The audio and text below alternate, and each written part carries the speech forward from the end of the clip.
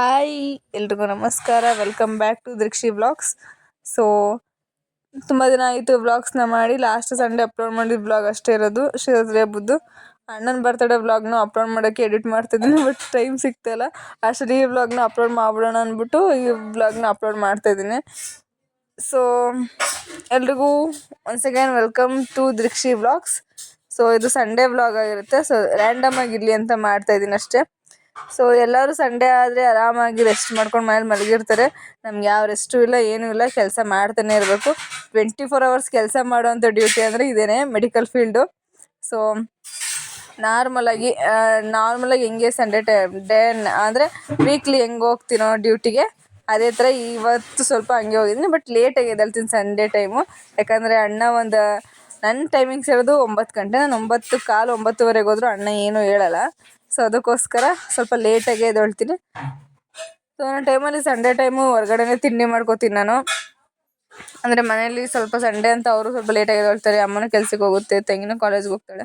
So ಅವ್ರಿಗೆಲ್ಲ rest ಇರುತ್ತೆ Sunday time. ಅದಕ್ಕೆ ಅವ್ರಿಗೆ ಸ್ಟ್ರೆಸ್ ಕೊಡೋದು ಎಂತಕ್ಕೆ ಅಂದ್ಬಿಟ್ಟು ಸಂಡೇ ಅಂದರೆ ಎಲ್ಲ ಸಂಡೇನೂ ಹೊರಗಡೆ ತಿನ್ನೋಕೆ ಹೋಗಲ್ಲ. ಅಪರೂಪಕ್ಕೆ ಯಾವಾಗಲೂ ಒಂದು ಸಂಡೇ ಮಾತ್ರ ಹೊರಗಡೆ ತಿಂಡಿ ಮಾಡ್ಕೋತೀನಿ ಅಷ್ಟೇ. ಮಧ್ಯಾಹ್ನಕ್ಕೆಲ್ಲ ಮನೆಗೆ ಊಟಕ್ಕೆ ಬಂದುಬಿಡ್ತೀನಿ.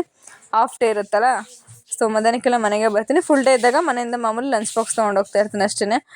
ನಾನು ಬಂದು 1/2 hour ಆದರೂ ಬಸ್ ಬಂದಿರಲಿಲ್ಲ. ಯಾಕಂದರೆ ನಾನೇ ಸ್ವಲ್ಪ ಬೇಗ ಬಂದಿದ್ದೆ ಅಂತ ಲಾಸ್ಟ್ ಬ್ಲಾಗಲ್ಲಿ ಹೇಳಿದೆ. ಬಟ್ ಈ ಸಲವೂ ಹಂಗೆ ಆಗಿತ್ತು, ನಾನೇ ಸ್ವಲ್ಪ ಬೇಗ ಬಂದಿದ್ದೀನಿ. ಬಸ್ ಕರೆಕ್ಟ್ ಟೈಮಿಗೆ ಬಂದೈತೆ. ಮಾಮೂಲಿ ನಾವು ಫ್ರೀ ಬಸ್ನ ಬಳಸ್ತಾ ಇದ್ದೀವಿ, ಅವಶ್ಯಕತೆ ಇದೆ ಇವಾಗ, ಏನು ಮಾಡೋದಕ್ಕಾಗಲ್ಲ. ಹಂಗಂತ ಎಲ್ಲ ಟೈಮಲ್ಲೂ ನಾವು ಫ್ರೀ ಬಸ್ನ ಬಳಸೋಕೆ ಹೋಗಲ್ಲ. ಯಾಕಂದರೆ ಆ ರಶ್ ಇದೇ ಜಾಗದಲ್ಲಿ ಆಟೋ ಬಂದಿದ್ರು, ಆಟೋ ಕತ್ತುತ್ತಾ ಇದ್ದೆ, ಬಸ್ ಬಂದೈತೆ, ಬಸ್ ಕತ್ತುತ್ತಾ ಇದ್ದೀನಿ ಅಷ್ಟೇ. ಟೈಮ್ಗೆ ಯಾವ್ದು ಸಿಗುತ್ತೆ ಅದು. ಬಟ್ ನಾನು ದಿನಕ್ಕೆ ಸಂಜೆ ಟೈಮು ಅಷ್ಟೇ ನಾನು ಬರೋದೇ ಆಟೋಲೆ. ನಾನು ಸಂಜೆ ಟೈಮ್ ಬಸ್ಸಲ್ಲಿ ಬರೋಲ್ಲ. ಬಂದರೆ ಅಪರೂಪ, ತಿಂಗ್ಳಿಗೆ 1 ಸಲನೋ 2 ಸಲನೋ ಅಷ್ಟೇ ನಾನು ಸಂಜೆ ಟೈಮ್ ಆಟೋಲ್ಲಿ ಬರೋದು, ಬಸ್ಸಲ್ಲಿ ಬರೋದು. ಮಿಕ್ಕಿ ಟೈಮ್ನ ಸಂಜೆ ಆಟೋದಲ್ಲೇ ಬರೋದು. ಸೊ ಇವಾಗ ನೆಕ್ಸ್ಟು ನಾಗಮಂಗಲದಲ್ಲಿ ಮತ್ತೆ ಇನ್ನೂ ಒಂದು ಆಟೋ ಹತ್ಕೊಂಡು ಹೋಗಬೇಕು. ಬಸ್ ಇಳಿದಾದ್ಮೇಲೆ ಇವತ್ತು ಯಾವುದೂ ದೇವಸ್ಥಾನಕ್ಕೆ ಹೋಗೋಂಗಿಲ್ಲ. ಸಂಡೇ ಏನಾರು ವಾರದಲ್ಲಿ ಹೋಗಿಲ್ಲ ಅಂದರೆ ಮಾತ್ರ ಹೋಗೋದು. ಮಿಕ್ಕಿ ಟೈಮಲ್ಲೇನು ಹೋಗೋಕ್ಕೆ ಹೋಗಲ್ಲ. ಸೊ ಹಂಗಂಗೂ ಮೆಡಿಕಲ್ಗೆ ಬಂದೆ. ನೈಟು ಮೆಡಿಕಲ್ನ ಕ್ಲೋಸ್ ಮಾಡ್ಬೇಕಾದ್ರೆ ಮಳೆ ಬರ್ತಾಯಿತ್ತು. ಸೊ ಅದಕ್ಕೋಸ್ಕರ ಫುಲ್ಲು ಗಲೀಜಾಗಿ ಹೋಗಿತ್ತು. ನಾನು ಹೋಗೋ ಅವಸರದಲ್ಲೆಲ್ಲ ಹಂಗಂಗೆ ಮಡ್ಗೋಗಿದೆ. ಸೊ ಇವಾಗ ಗೊಜ್ಜೆ ಅಂದರೆ ಸ್ವಲ್ಪ ಲೈಟಾಗಿ ಗೊಜ್ಜೆ ಥರ ಗಲೀಜಾಗೈತೆ ಇವಾಗ ಮೆಡಿಕಲು. ಹೆಂಗಿರೋ ಸಂಡೇ ಕ್ಲೀನಿಂಗ್ ಇರುತ್ತಲ್ಲ ಅಂದ್ಬಿಟ್ಟು ಇದನ್ನು ಕ್ಲೀನ್ ಮಾಡಿಬಿಡೋಣ ಇವಾಗ ಅಂದ್ಬಿಟ್ಟು ಕ್ಲೀನಿಂಗ್ ಸ್ಟಾರ್ಟ್ ಮಾಡ್ತಾ ಇದ್ದೀನಿ. ಇನ್ನೂ ತಿಂಡಿನೂ ಸಹ ಮಾಡಿಲ್ಲ. ಮಾಮೂಲಿ ವಾರದಲ್ಲಿ ಮಧ್ಯೆ ಅವಾಗವಾಗ ಸ್ವಲ್ಪ ಕ್ಲೀನ್ ಮಾಡ್ಕೋತೀನಿ. ಡೀಪ್ ಕ್ಲೀನಿಂಗ್ ಅಂತ ಸಂಡೇ ಟೈಮಲ್ಲಿ ಮಾತ್ರ ಮಾಡ್ಕೊಳ್ಳೋದು. ಯಾಕಂದರೆ ಸ್ವಲ್ಪ ಫ್ರೀ ಇರೋದಂದ್ರೆ ಅವಾಗ ಮಾತ್ರ. ಮಿಕ್ಕಿ ಟೈಮಲ್ಲೆಲ್ಲ ಪೇಷಂಟ್ಗಳು ಜಾಸ್ತಿ ಬರ್ತಾ ಇರ್ಬೇಕಾದ್ರೆ ಕ್ಲೀನಿಂಗಿಗೆ ಟೈಮ್ ಕೊಡೋದಕ್ಕಾಗಲ್ಲ. ಅಂದರೆ ಸ್ವಲ್ಪ ಮೇಲೆ ಕ್ಲೀನ್ ಮಾಡ್ಕೊಂಡ್ರೆ ಬೆಟರ್ ಅವಾಗ. ಇಂಥ ಟೈಮಲ್ಲಿ ಫ್ರೀ ಇದ್ದಾಗ, ಪೇಷಂಟ್ಗಳು ಕಮ್ಮಿ ಇದ್ದಾಗ ಡೀಪ್ ಕ್ಲೀನಿಂಗ್ ಮಾಡ್ಕೊಳ್ಳೋದು ಜಾಸ್ತಿ. ಅಂದರೆ ಸಂಡೇ ಟೈಮೇ ಜಾಸ್ತಿ ನಾನು ಡೀಪ್ ಕ್ಲೀನಿಂಗ್ ಮಾಡ್ಕೊಳ್ಳೋದು. ನನಗೆ ಡಸ್ಟ್ ಇನ್ಫೆಕ್ಷನ್ ಬೇಗ ಆಗುತ್ತೆ. ಒಂದು ಕಸ ಗುಡಿಸಿದ್ರು ನಂಗೆ ಡಸ್ಟ್ ಇನ್ಫೆಕ್ಷನ್ ಆಗುತ್ತೆ. ನಾನೇನು ಡಸ್ಟ್ ಇನ್ಫೆಕ್ಷನ್ ಆಗೋದೆಲ್ಲ ಟ್ಯಾಬ್ಲೆಟ್ಸ್ ಎಲ್ಲ ಏನು ತೊಗೊಳಕ್ಕೆ ಹೋಗಲ್ಲ. ಇನ್ಫೆಕ್ಷನ್ ಟ್ಯಾಬ್ಲೆಟ್ನ ಜಸ್ಟ್ ಟಿಶ್ಯೂ ಪೇಪರ್ ಒಂದಿದ್ರೆ ಸಾಕು, ಸೀನ್ ಬರ್ಸಿನೇ ನಾನು ಅದು ಹೋಗಿಸ್ಬಿಡ್ತೀನಿ. ಸೊ ಹಂಗೂ ಹಿಂಗೂ ಇವಾಗ ಕ್ಲೀನಿಂಗ್ನ ಸ್ಟಾರ್ಟ್ ಮಾಡಿದ್ದೀನಿ.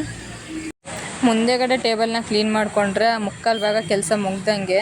ಹಿಂದೆ ಎಲ್ಲ ವಾರದಲ್ಲಿ ಮಾಡ್ಕೊಂಡಿರ್ತೀನಿ, ಅಷ್ಟಾಗೇನು ಡಸ್ಟ್ಗಳಿರಲ್ಲ.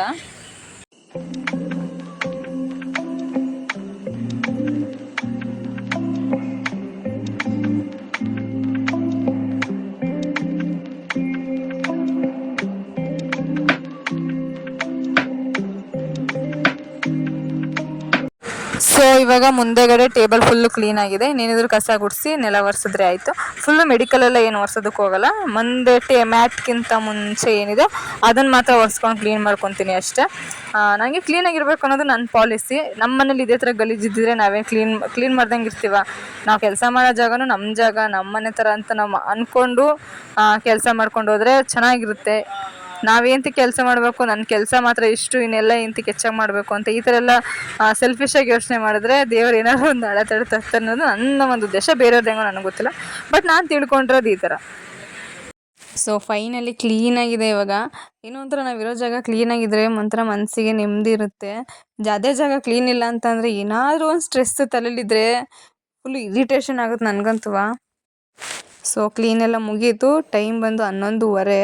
ಇವಾಗ ತಿಂಡಿ ಮಾಡ್ತಾಯಿದ್ದೀನಿ ನಾನು. ನನಗೆ ಫಸ್ಟ್ ನಾನು ಇರೋ ಜಾಗ ಕ್ಲೀನಾಗಿದ್ದರೆ ಎಲ್ಲ ಕೆಲಸ ನಾನು ಚೆನ್ನಾಗೇ ಮಾಡ್ತೀನಿ, ಊಟನೂ ಸಹ. ಬಟ್ ನನಗೆ ಅಲ್ಲಿ ಜಾಗದಲ್ಲಿ ಗಲೀಜಿದೆ ಅಂದರೆ ನಾನು ಊಟ ಮಾಡೋದಕ್ಕೆ ಹೋಗಲ್ಲ. ನನಗೆ ಯಾವಾಗ ಇರಿಟೇಷನ್ ಆಗೋದು ಅಂದರೆ ನಾವು ಹಬ್ಬಕ್ಕೊಂದ್ಸಲ ಆಯುಧ ಪೂಜೆ ಹಬ್ಬಕ್ಕೆ ಅಂಗಡಿ ಕ್ಲೀನ್ ಮಾಡ್ಬೇಕಾದ್ರೆ ನಂಗೆ ಊಟ ಮಾಡೋದಕ್ಕೆ ಮನಸ್ಸೇ ಬರೋಲ್ಲ ಅಲ್ಲಿ. ಹೊಟ್ಟೆ ಹಸಿತಾ ಇರುತ್ತೆ ಬಟ್ ಊಟ ಮಾಡೋಕ್ಕಾಗಲ್ಲ.